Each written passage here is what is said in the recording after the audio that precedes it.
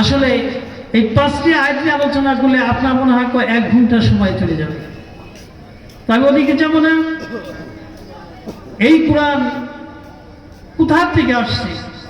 অবশ্যই একটা ঠিকানা আছে, কোরআনের একটি বাড়ি আছে। কোরআনকে যদি আপনি প্রশ্ন করেন, ও কোরআন শরীফ, আল্লাহর বাণী, তুমি কোথা থেকে এসেছো?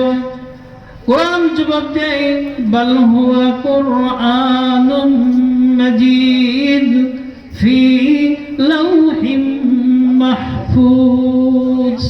কোরআনকে জিজ্ঞাসা করে উত্তর দেয়, আমার বাড়ি হচ্ছে, আমার ঠিকানা হচ্ছে লাউহে মাহফুজ। বলেন সুবহানাল্লাহ। এই কোরআন কিন্তু আমাদের কাছে আছে।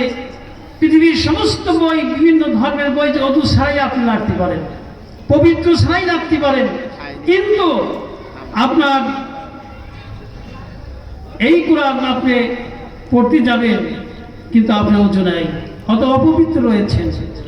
এই অপবিত্র অবস্থায় এই কোরআন মানুষের গায়ের মুখ ধরা যাবে না। এটা সম্মানিত কোরআন, আল্লাহ সম্মান দিয়েছেন।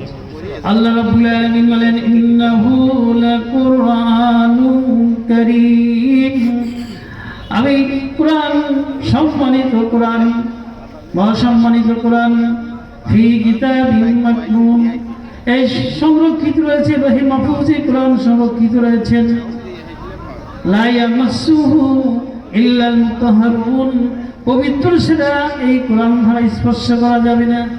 তানজিলুম মির রাব্বিল আলামিন, আল্লাহর পক্ষ থেকে বিশ্বজগতের উপরে নাজিল হয়েছে। বলেন সুবহানাল্লাহ। সেই কোরআন শুধু তিলাওয়াতের জন্য আসি নাই, কোরআন শুধু হিফজ করার জন্য আসি নাই, কোরআন শুধু সবের রমজান মাসের তারাবির জন্য নাজিল হয় নাই। কোরআন নাজিল হয়েছে পৃথিবীর সর্ব জায়গার জন্য। পৃথিবীতে আপনার ব্যক্তিগত, পারিবারিক, সামাজিকতা সব বিষয় নিয়ে রাসূলুল্লাহ সাল্লাল্লাহু আলাইহি ওয়াসাল্লাম মদিনাতুল মুনাওয়ারা মসজিদের থেকে সমাজ পরিচালনা করেছেন, রাষ্ট্র পরিচালনা করেছেন এবং তিনি বিচার করেছেন। বলেন সুবহানাল্লাহ। সেই কোরআন আমাদের কাছে রয়েছে।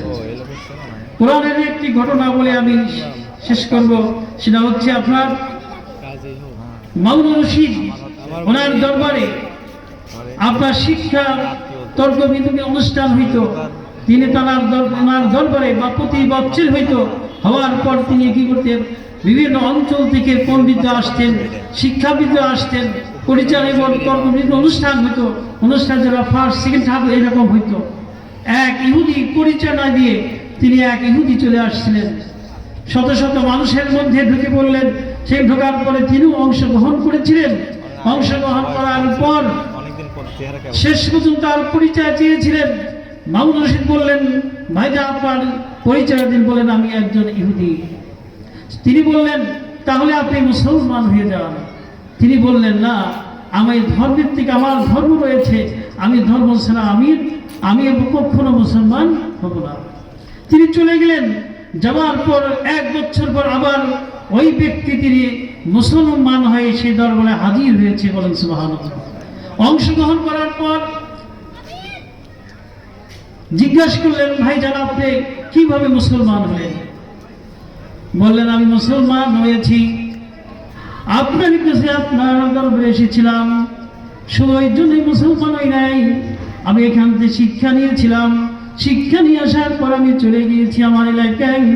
আমি নিজে হাতে আমি কি করলাম, কোরআন তৈরি করি নাই। আমি সর্বপ্রথম তাওরাত থেকে 3 কপি আমার হাত ধরে লিখেছি। এই 3 কপি নিয়ে আমি আমার উপাসনায়, ইহুদের উপাসনায় নিয়ে আমি বিক্রি করতাম আর তাদের কাছে দিলাম। তারা কোনো রকম তারা কিছু দেখলো না, তারা উপযুক্ত দাম দিয়ে কিনে নিল। তারপর আমি আবার কিছুদিন পর আবার আমি ইনজিল থেকে 3 কপি আমি তৈরি করলাম। 3 করে বাবা খ্রিস্টানদের উপাসনায় গেলাম, ওখানকার যাওয়ায় তাদের কাছে আমি বিক্রয় করলাম। তারা কিছুই বললো না।